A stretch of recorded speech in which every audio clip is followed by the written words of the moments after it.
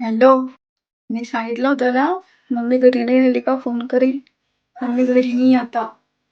तिकडच्या रूम मध्ये इकडच्या रूम लागली. बोल काय चाललंय.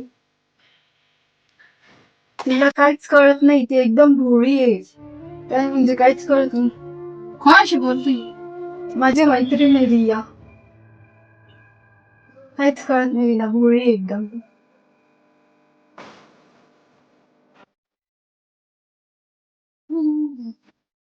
काय म्हणत होती रिया. काय नाही,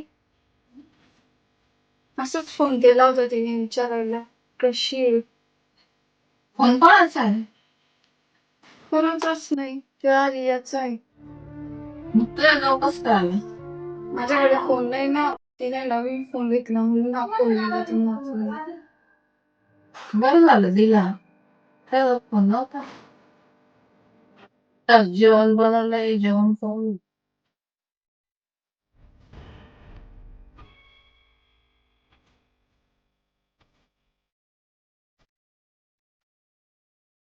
हॅलो. हा, आई गेली तिकडे. काही नाही, कोणाचा फोन आहे म्हणे, म्हटलं मी रियाचा असं सांगून दिलं. तिला पटून पण गेलं ते. खूपच भोळी ती, तिला काहीच कळत नाही. कोणाचं पण नाव सांगितलं का ऐकून येते ती.